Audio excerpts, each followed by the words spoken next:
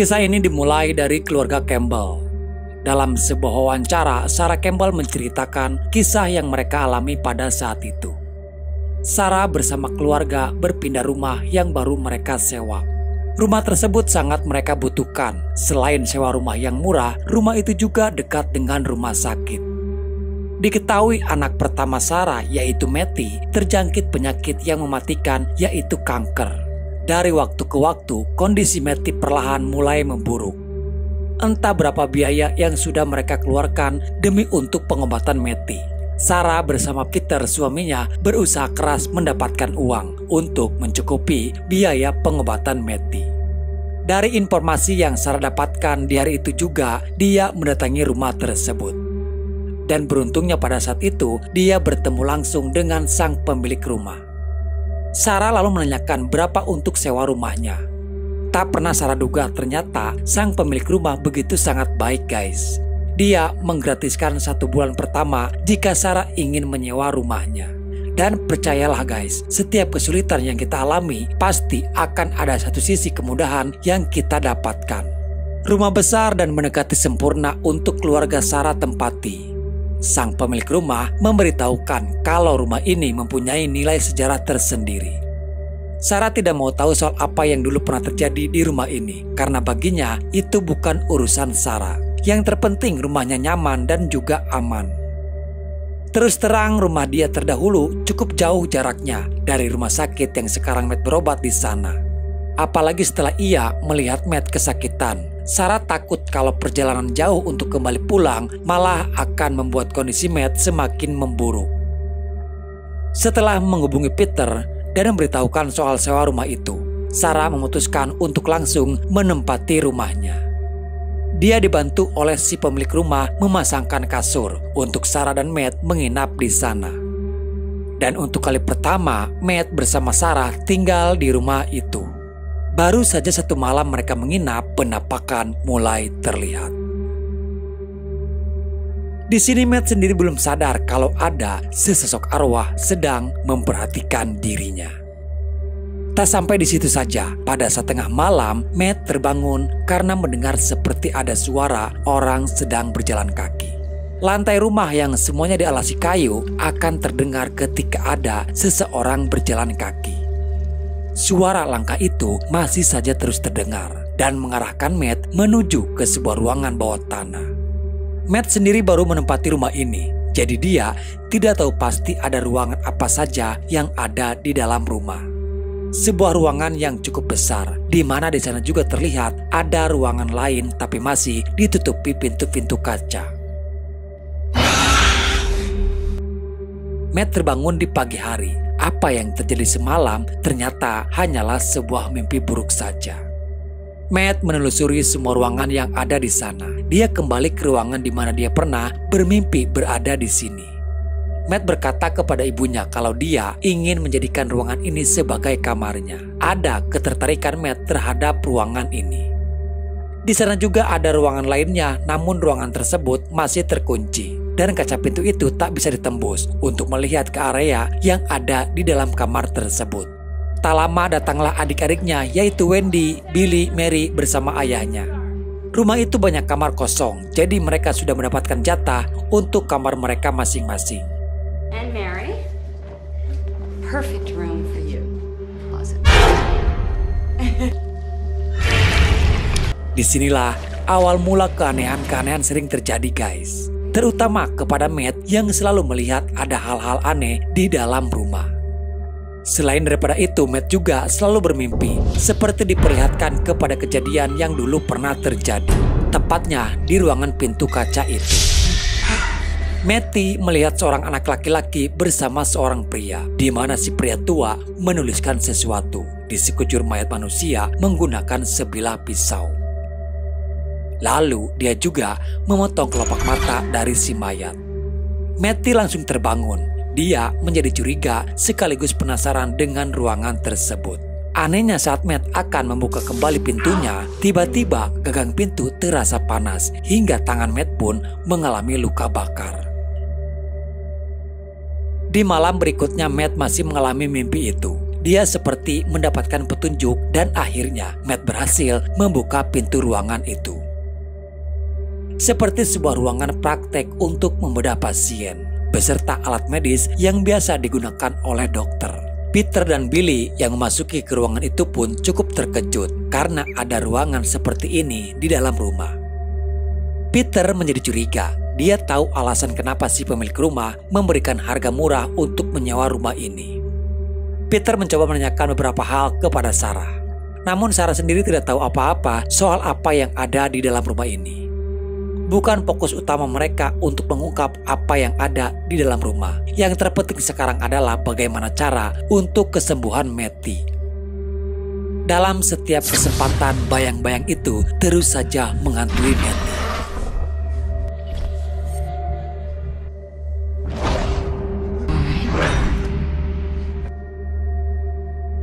Saat Matty sedang berobat rutin di rumah sakit,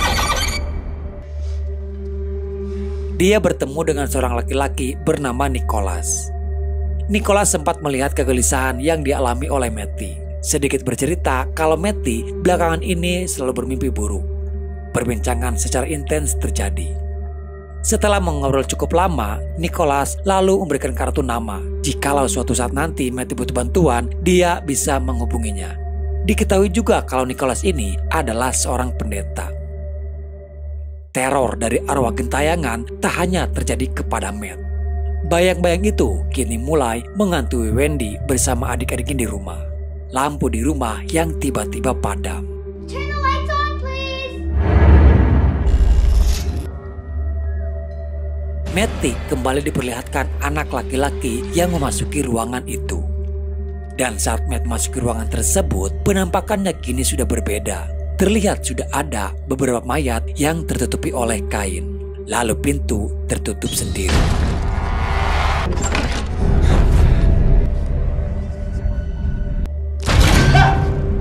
Mayat-mayat yang tadi terbaring kini bangkit dan mengelilingi dirinya. Tapi pada kenyataannya di sana tidak ada apa-apa, guys. Dari waktu ke waktu penampakan sesosok makhluk mengerikan sering menampakkan dirinya kepada Matty. Hingga pada suatu malam saat Matt sedang tertidur lelap, roh gentayangan itu kini merasuki ke dalam tubuh Matty. Matt merasa dirinya kini lebih baik dan terlihat berbeda, tidak seperti biasanya. Mungkin karena efek dari roh gentayangan yang kini ada di dalam tubuh Matty. Billy bersama Mary mengajak Wendy untuk bermain petak umpet. Di sini mereka semuanya belum tersadar kalau ada entitas jahat sedang mengincar mereka. Billy bersembunyi di sebuah tempat, sedangkan Mary bersembunyi di gudang lantai atas. Terlihat dari arah belakang, sesosok hitam perlahan mendekati Billy. Sementara Mary, salah satu kakinya terprosok di dalam gudang itu. Wendy dan Matt yang mendengar suara teriakan Billy. Billy begitu sangat ketakutan berada di dalam sana. Tak lama kemudian, terdengar suara teriakan Mary meminta tolong. Tak pernah mereka duga sebelumnya, justru di bekas injakan Mary, Matt menemukan sebuah kotak kayu. Di dalam kotak itu terdapati beberapa foto keluarga dan ada kotak kecil lainnya di mana isinya adalah kelopak mata manusia. Di foto lain mereka juga menemukan foto yang aneh. Sebuah foto mengeluarkan sesuatu di dalam mulut orang tersebut. Dan ada foto anak laki-laki yang pernah ada dalam mimpinya Matty. Matty memberitahukan soal mimpi itu kepada Wendy. Matty kira belakangan ini dia hanya berhalusinasi melihat sesosok anak itu. Tapi sekarang anak itu memang nyata adanya. Matty sendiri tidak tahu apa maksud dari mimpi-mimpinya. Disinilah mereka berdua mulai menyelidiki apa yang dulu pernah terjadi di rumah ini. Wendy mencari informasi tersebut di perpustakaan. Setelah beberapa lama melakukan pencarian, akhirnya mereka menemukan berita dari sebuah koran yang diterbitkan pada zaman itu. Ramsey Eichmann adalah seorang dokter yang senang melakukan penelitian sesosok arwah gentayangan. Dan diketahui anak yang ada dalam mimpi Matty bernama Jonah. Jonah adalah pembantu Ramsay sebagai perantara. Ramsay melakukan ritual pemanggilan arwah dan Jonah sebagai medianya. Setiap arwah yang dipanggil oleh Ramsay, arwah tersebut akan dimasukkan ke dalam tubuh Jonah. Ritual tersebut berhasil dilakukan dan Ramsay benar-benar mampu memanggil roh tersebut. Hingga pada akhirnya Ramsay membuka jasa pemanggilan arwah bagi orang-orang yang sudah meninggal. Tak hanya melakukan pemanggilan arwah, Ramsay juga membuat sebuah zat agar roh itu benar-benar bisa terlihat oleh manusia. Zat itu bernama ektoplasma. Penampakan dari ektoplasma seperti yang ada di dalam foto itu. Jadi kesimpulannya guys, di rumah ini adalah rumah bekas praktek pemanggilan arwah yang dilakukan oleh Ramsay bersama Jonah. Jasa pemanggilan arwah menjadi sangat terkenal dan mengundang banyak orang berdatangan hanya untuk melakukan pemanggilan arwah. Beberapa kejanggalan terjadi ketika 4 pengunjung Ramsay ditemukan tewas. Kematian yang tidak jelas, sebagian beranggapan kalau orang itu tewas karena dibunuh oleh Ramsay sendiri. Dan setelah tragedi itu, Ramsay bersama Jonah pun menghilang tanpa jejak. 30 tahun kemudian, saat ada konstruksi pembangunan yang mengharuskan merelokasi tempat pemakaman umum. Dari 100 kuburan tua yang dibongkar, mereka hanya menemukan peti-peti itu berisikan sebuah karung-karung pasir. Seseorang telah mencuri mayat-mayat orang yang sudah mati. Matt curiga kalau mayat-mayat itu dicuri oleh Ramsay. Matt lalu menghubungi Nicholas, memberitahu apa yang mereka temukan. Nicholas sendiri pernah melihat yang seperti ini, tapi pada saat dia berada di Paris. Setelah melihat potongan kelopak mata itu, Nicholas pun akhirnya tahu kalau yang dilakukan oleh Ramsay adalah ilmu sihir yang menjijikan. Sebuah sihir untuk mengendalikan para arwah gentayangan melalui mayat manusia. Alasan kenapa harus memotong kelopak matanya adalah umumnya orang mati akan menutup kedua matanya. Dengan memotong kelopak mata, mayat itu masih bisa melihat. Lalu, dengan kekuatan dari sihir, akan membuat arwah orang mati itu tidak bisa keluar dan terpenjara di dalam mayatnya sendiri. Jadi intinya Ramsay memanfaatkan jiwa orang mati untuk dia peralat. Tidak ada yang bisa mereka lakukan sekarang selain mendoakan arwah-arwah itu. Nicholas memimpin doa, mengajak Matt dan Wendy berdoa bersama. Namun lagi-lagi setiap Matt memanjatkan doa, dia selalu diperlihatkan kepada kejadian di masa lalu.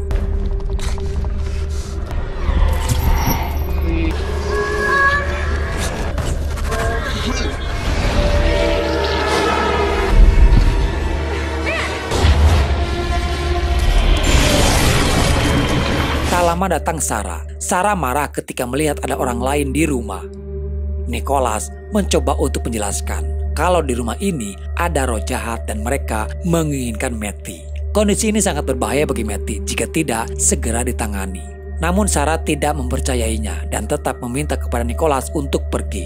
Sebelum Nicholas pergi, dia sempat memberikan kartu namanya karena Nicholas yakin suatu saat Sarah pasti akan membutuhkannya. Saat semuanya sudah tertidur lelap, kini giliran Sarah yang mendapati gangguan. Dia terbangun karena mendengar seperti ada seseorang mendekati dirinya. Sarah kira itu Matty. Saat dia menyalakan lampu kamar, tiba-tiba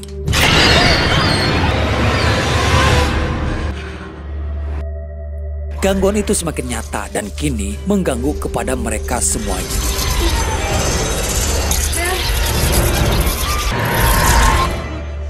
Pada akhirnya, Sarah pun percaya. Dia kembali menghubungi Nicholas. Nicholas membawa beberapa alat pendeteksi untuk mencari pusat energi negatif itu berasal. Sesosok hitam kini menampakkan diri di hadapan Nicholas.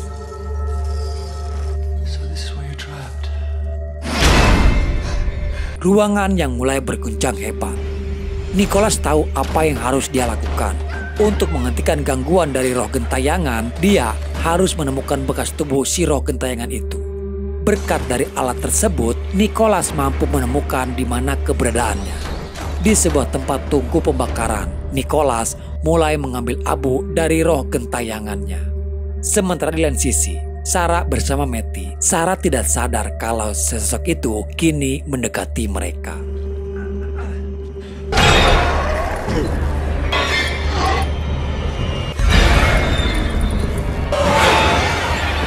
Tapi untung saja sebelum dia mendekati Matty, Nicholas terlebih dulu berhasil membawa abu itu keluar dari rumah. Dan untuk sementara, keadaan kembali menjadi tenang. Nicholas yakin kini roh jahat itu tidak akan mengganggu mereka lagi. Namun tak lama kemudian, Matty yang kini berubah. Tubuhnya sudah dipenuhi oleh tulisan-tulisan. Matty begitu sangat ketakutan karena tulisan itu muncul dengan sendirinya. Sarah lalu membawa Matty ke rumah sakit, sementara Nicholas masih dalam perjalanan. Dia hampir saja kecelakaan karena dikejutkan oleh arwah itu mengikuti dirinya. Si arwah yang bersama Nicholas memperlihatkan kepadanya apa yang dulu pernah terjadi di rumah tersebut. Di rumah sakit, Matty kembali didatangi oleh si arwah gentayangan. Apa yang diperlihatkan kepada Matty dan Nicholas seperti sebuah petunjuk. Dan terungkaplah fakta pada waktu tragedi itu. Ternyata Ramsay tewas terbakar bersama orang-orang di sana. Para roh murka kepada ritual yang dilakukan oleh Ramsay. Karena dengan si Ramsay menjadikan roh-roh itu terpenjara. Hingga pada akhirnya roh yang ditarik Ramsay menyerang balik kepada Ramsay sendiri. Di detik-detik kematiannya, Ramsay menyuruh Jonah untuk segera pergi. Namun sayang, semuanya sudah terlambat. Jonah pun terjebak di rumah tersebut.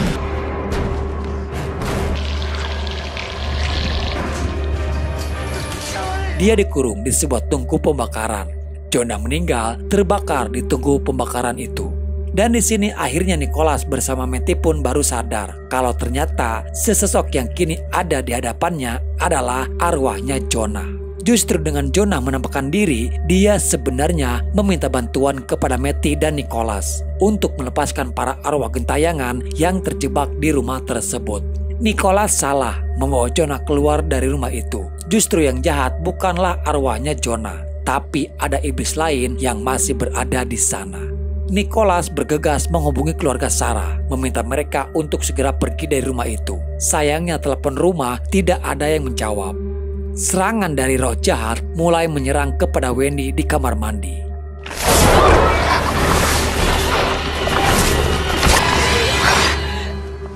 Di rumah sakit pun Matty kabur melalui jendela.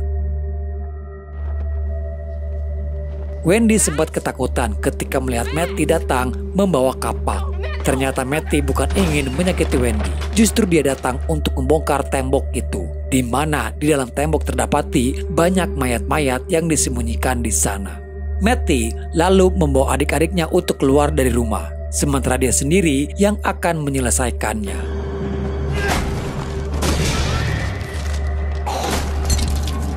Tak pernah diduga sebelumnya, Ramsay menyembunyikan para mayat di tembok-tembok rumah. Matt melepaskan arwah-arwah itu yang terpenjara.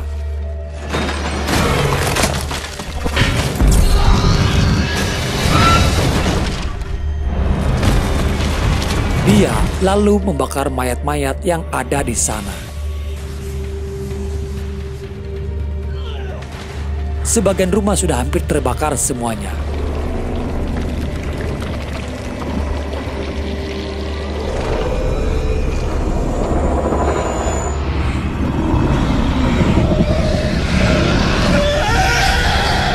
Walaupun para polisi menahan Sarah untuk tidak masuk ke dalam rumah, namun dia nekat demi untuk menyelamatkan Matty.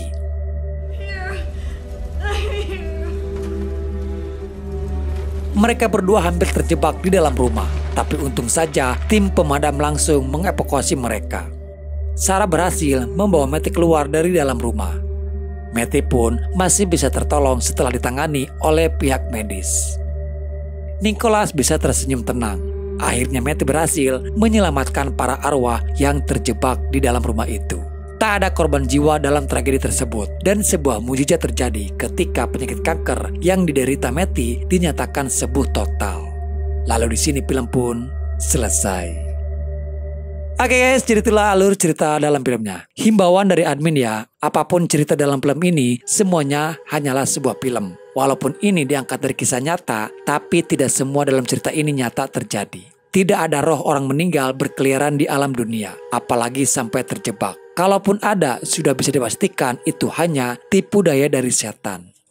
Oke guys, mungkin sampai di sini dulu ya ceritanya. Semoga apa yang ingin disampaikan bisa menghibur dan menemani waktu luang kalian. Sampai jumpa di video selanjutnya. Salam dari admin dan bye-bye.